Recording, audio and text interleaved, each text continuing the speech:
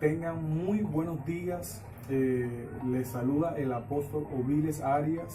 En esta oportunidad, en ADN Profético, queremos compartir una palabra muy poderosa acerca del águila. Creemos que el águila es una figura profética. Para mí es una de las más proféticas que aparece en la Biblia, y hoy vamos a indagar algunas características importantes acerca del águila. Y quiero leerles una porción que está en el libro de Éxodo, capítulo 19, versos 3 y 4. Miren lo que dice la palabra del Señor acerca del águila. Dice: y Moisés subió a Dios, y Jehová lo llamó desde el monte, diciendo: así dirás a la casa de Jacob, y anunciaréis a los hijos de Israel: vosotros viste lo que hice a los egipcios, y cómo os tomé sobre alas de águila, y os he traído hasta mí. Esta palabra fue una palabra que fue dicha por Dios, salió de la boca de Dios y se la transmitió el Señor a Moisés, con el propósito de que Moisés pudiera transferirlo al pueblo, ¿sí? Y esto es algo muy importante, porque aquí se menciona acerca de las alas de águila, ¿sí? Dice que Dios tomó a su pueblo sobre alas de águila. Pero si nosotros nos vamos a Deuteronomio, ¿sí?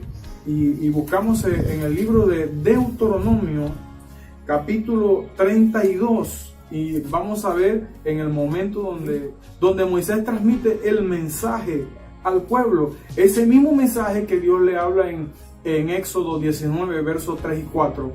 Miren lo que dice en Deuteronomio, capítulo 32, verso 11. Dice: y como el águila que excita su nidada revolotea sobre sus pollos, extiende sus alas, los toma, los lleva sobre sus plumas.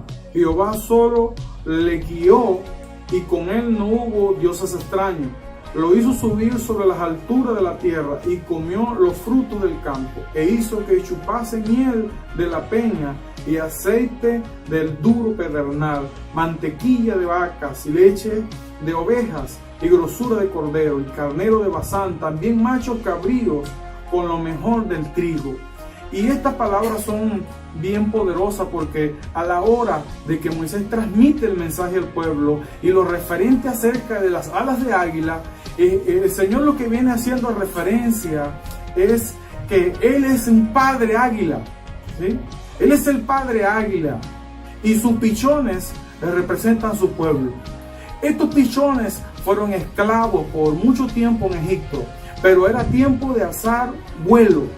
Y entonces el Señor mismo los toma sobre sus alas. Esto hace un simbolismo muy poderoso, porque habla de un evento importante en la vida de un águila, ¿sí? Cuando nosotros hablamos del águila, estamos hablando de un ave que gobierna en el mundo de las aves, así como la orca en el mar es el rey, así como el león en la selva es el rey. Cuando hablamos del ámbito de las aves, estamos hablando de que el águila es el rey, ¿sí? Entonces, ¿dónde Dios manifiesta esta intención que tiene con el pueblo?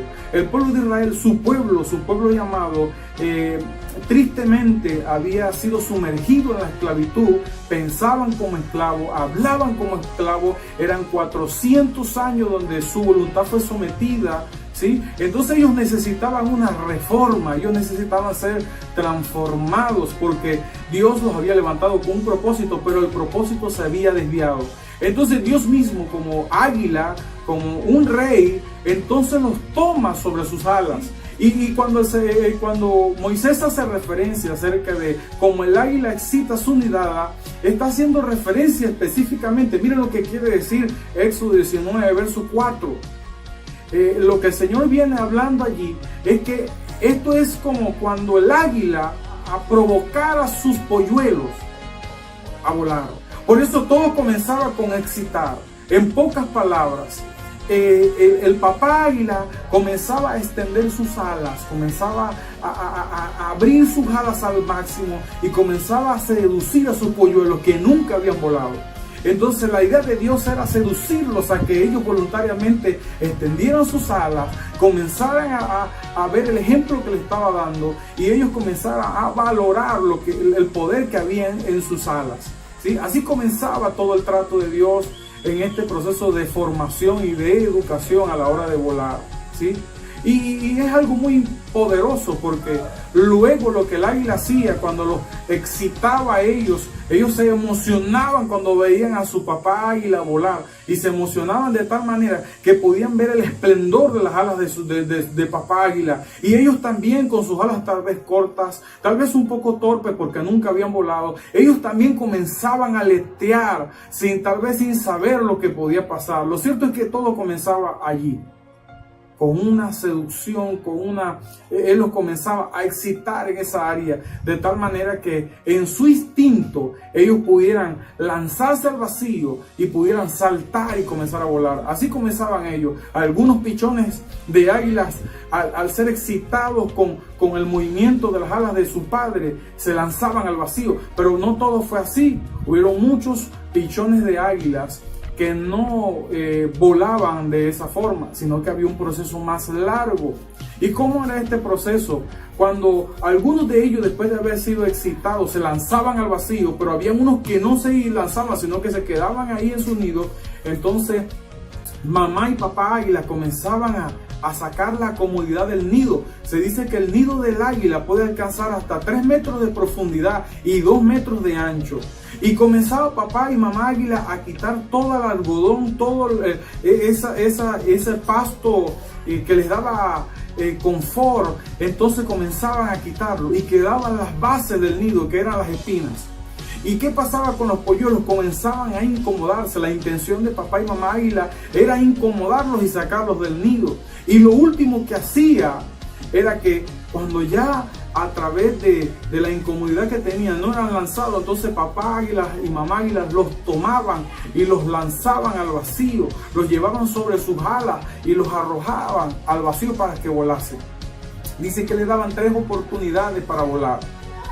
A la primera oportunidad, cuando no volaba, mamá águila los interceptaba y los tomaba. Pero cuando venía la segunda, igual, en la tercera no volaba el águila para rescatar a su polluelo. Si el águila no era capaz de volar a la tercera vez, entonces no merecía vivir. Esas son algunas leyes de la naturaleza, ¿sí?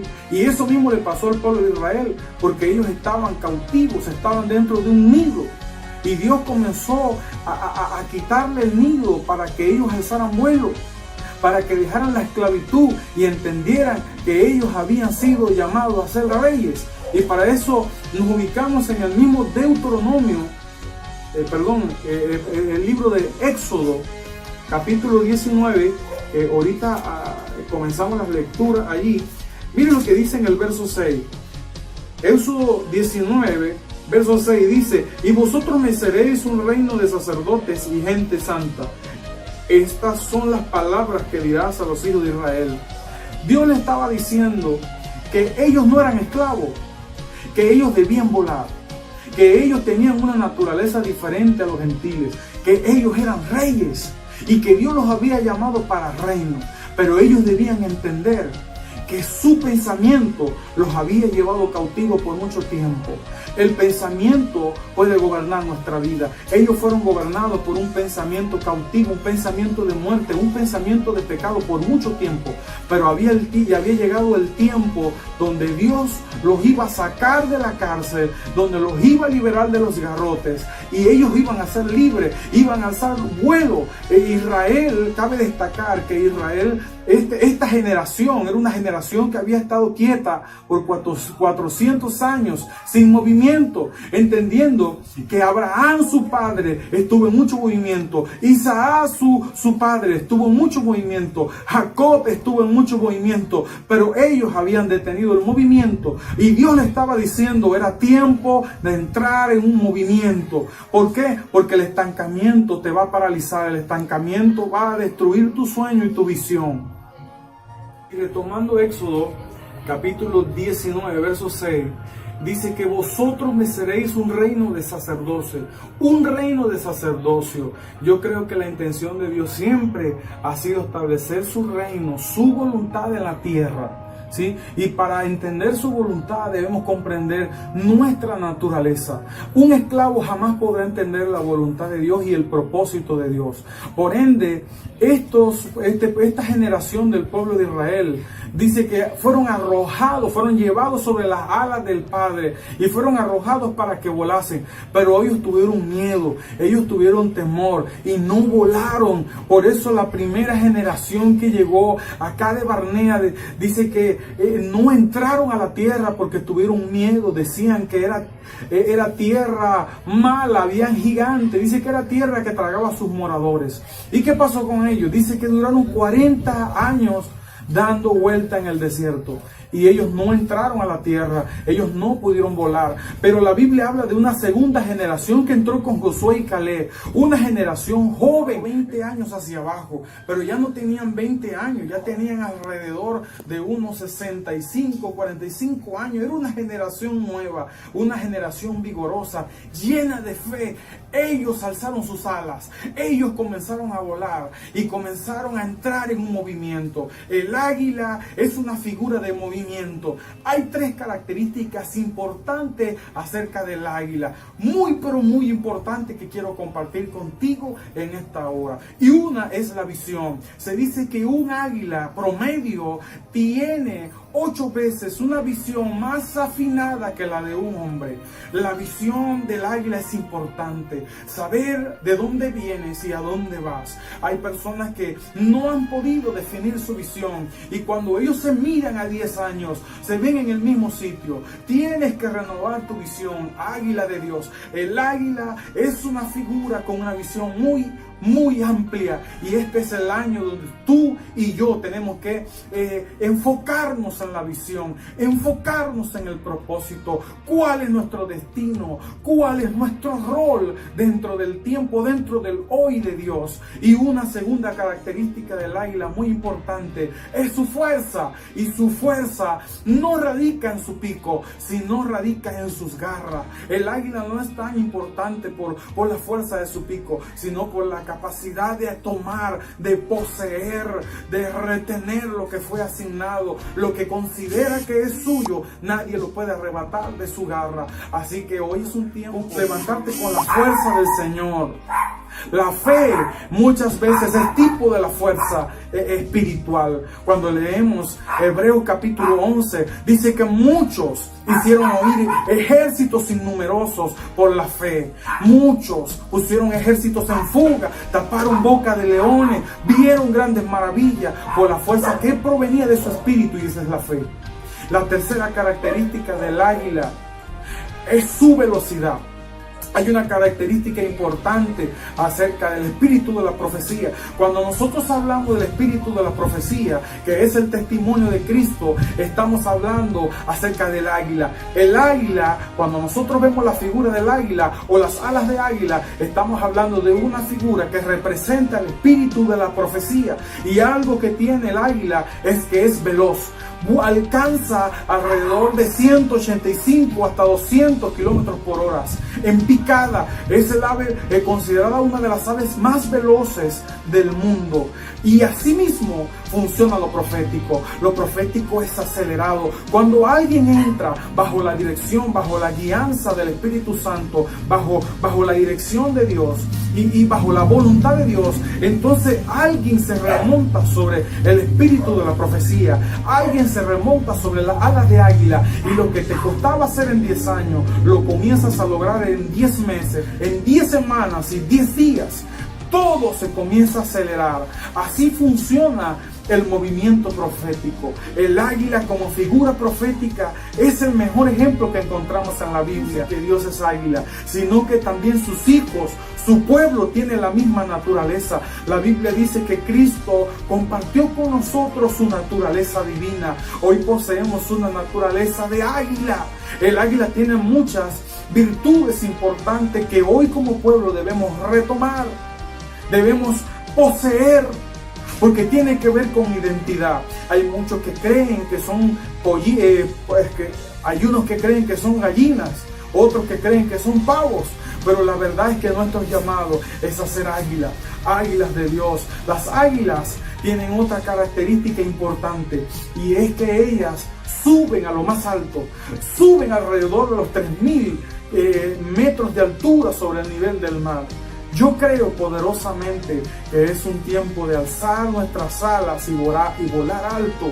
Cuando la Biblia habla de que Dios le dice al pueblo de Israel, cuando Dios le dice al pueblo de Israel que os tomé sobre alas de águila, le estaba diciendo, es el tiempo de reinar, es el tiempo de conquistar los aires, es el tiempo de conquistar los cielos. Así que hay una palabra profética para ti. Este es el tiempo de levantar alas. Tal vez has estado encerrado por mucho tiempo, tal vez has estado por cárceles espirituales, pero hoy Dios te da las alas del gran águila. Dice la Biblia en Apocalipsis capítulo 12, verso 14, dice que a la mujer se le dieron las alas del gran águila. Y cuando estudiamos el contexto de lo que dice Apocalipsis 14, está hablando de la iglesia. Esa mujer que aparece allí es la iglesia, y dice la Biblia que le fueron dadas las alas del gran águila. Es decir, mi hermano querido, que Dios nos dio ese movimiento profético, nos dio la fuerza, nos dio la visión y nos dio la capacidad de volar aceleradamente. Así es el movimiento profético.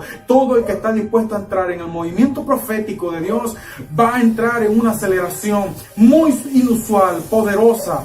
Milagros, la palabra va a comenzar a transformar vida. El agua se va a convertir en vino en cuestiones de segundos. Lo importante es que puedas remontarte en las alas del gran águila que es nuestro Dios. Así que ya basta de caminar, de andar por vista, ya basta de caminar viendo lo que los hombres nos presentan y todas las tentaciones que el enemigo nos pone delante para detenernos. Es un tiempo de poner la mirada en los cielos. El apóstol Pablo dijo que no ponía su mirada en las cosas terrenales porque ellas son temporales. Lo que se ve es temporal, pero decía, mi mirada está puesta en el cielo.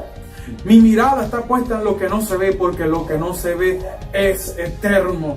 Así que hay un peso de gloria sobre tu vida. Levántate, oh águila de Dios, levántate y comienza a poseer con tus garras lo que Dios ha asignado para ti. Muchas bendiciones y nos vemos en el próximo video. Muchas bendiciones.